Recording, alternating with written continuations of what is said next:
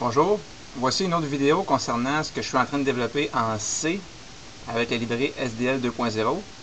C'est mon jeu vidéo éducatif, même si pour l'instant on ne peut pas voir à quoi ça ressemble parce que je fais juste des tests. Donc pour l'instant c'est l'animation des sprites avec leurs mouvements. Donc mes sprites, les objets qui bougent à l'écran, sont faits avec Paint. On peut voir ici, j'utilise une très basse résolution, ce qui fait que ici, là, toute la zone de jeu, c'est 320 pixels par 200. C'est la même résolution que le Commodore 64. C'est l'ordinateur que j'avais quand j'étais très jeune, dans les années 80. Et j'aimais vraiment beaucoup cet ordinateur-là. Parce que à l'époque, les jeux, je les trouvais plus fun que les jeux d'aujourd'hui. Même s'ils étaient moins beaux, puis moins sophistiqués, moins impressionnants. Mais je m'amusais beaucoup plus avec. Puis c'est pas juste parce que j'étais jeune, puis c'est pas juste parce que j'ai de la nostalgie. C'est parce qu'il y avait quelque chose que les jeux d'aujourd'hui ont pas. Les jeux de vidéo d'aujourd'hui, ils suivent les mêmes patterns. Mais on change les personnages, on change l'infographie, on met plus de technologie dedans. Mais finalement, ça devient répétitif. C'est plus des films interactifs. Et ceux qui développent ces jeux-là, le but principal, c'est de rapporter de l'argent. Il y a des millions de dollars qui sont investis dans un jeu vidéo, aujourd'hui, normalement, pour rapporter encore plus de millions. Donc, quelqu'un qui développe un jeu vidéo, maintenant, dans une entreprise, il ne pourra pas prendre trop de risques. Genre, essayer des nouvelles affaires. Il va en essayer, c'est sûr. Il va essayer des nouveautés, c'est certain. Mais il y a des choses qu'il va suivre. Des choses que historiquement, ça a montré que c'était rentable. Par exemple, les first-person shooters, c'est une bonne recette. Ça se vend, les first-person shooters. Mais il n'y a pas beaucoup de diversité comme il y avait dans les jeux d'avant parce que la compagnie risquerait de perdre de l'argent à faire trop d'expériences qui coûteraient très cher, à coût de millions, pour finalement pas rapporter autant que prévu. Donc, mais les jeux d'avant, c'était pas comme ça. Aussi, les équipes étaient beaucoup plus petites. Dans les années 80, quelqu'un qui développait un jeu, c'était possible. Juste une personne ou deux personnes développaient un jeu, et le jeu, il y avait bien du sens. Aujourd'hui, c'est des équipes de au moins 20, 50 personnes. Ça coûte des millions, ça prend du temps. Ça prend pas juste 5 mois faire un jeu vidéo aujourd'hui. Ça prend plusieurs années, des fois. Et c'est ça, j'aime mieux les jeux vidéo d'avant.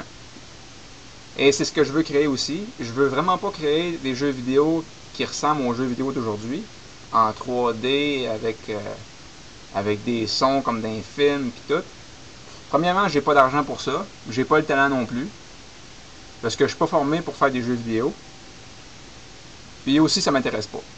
Moi, je veux faire des jeux vidéo du style des années 80, ceux que j'aimais. Parce qu'il y a encore beaucoup d'idées qui n'ont pas été exploitées à l'époque, qui pourraient être exploitées aujourd'hui. Des jeux qui seraient très le fun. Et aussi, ce que je veux faire, c'est un jeu vidéo, c'est un ou des jeux vidéo éducatifs. En ayant la facilité de programmer des jeux simples, comme ceux des années 80, parce qu'ils étaient assez simples, ça permet d'explorer beaucoup de choses. Je pourrais essayer plusieurs tentatives, manquer mon coup, recommencer, sans que ça me coûte cher. Ça va me coûter un peu en temps, mais je vais apprendre beaucoup en le faisant.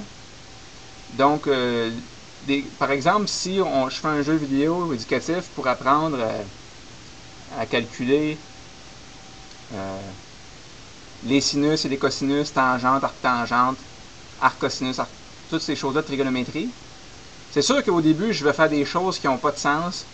Ça a du sens, qui aura du sens mathématiquement, mais je veux dire que le joueur ne sera pas intéressé à l'essayer. Il va falloir que je fasse des corrections. Donc, il y aura un processus itératif, c'est inévitable.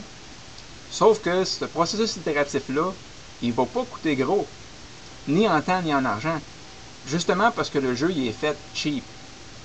Donc je pourrais faire beaucoup d'essais-erreurs pour converger vers quelque chose qui a bien du sens, qui va attirer le joueur et rendre le jeu gratuit, absolument gratuit. Je veux pas faire de l'argent avec ça, moi là. Je le fais parce que j'aime ça. Puis je veux que les gens voient à quel point que les jeux vidéo ça peut être utilisé pour l'éducation. C'est un très très très gros potentiel qui n'a pas été utilisé encore. Pourquoi? Parce que le but premier des jeux vidéo aujourd'hui, c'est quoi? C'est faire du profit. C'est pas le rendre utile. Oui, c'est le rendre utile, mais point de vue monétaire. Pas point de vue éducation. Mais pour moi, ça fait des années que je pense à faire des jeux vidéo éducatifs, mais je n'étais pas capable parce que ça demande un minimum de background en programmation. Maintenant, je l'ai. Maintenant, je suis capable d'en faire. Là, je suis en train d'en développer un. Puis ça va très bien. Puis je vais faire beaucoup de tests pour essayer d'utiliser le potentiel que les jeux vidéo ont pour l'éducation. Donc, je ferai d'autres vidéos prochainement.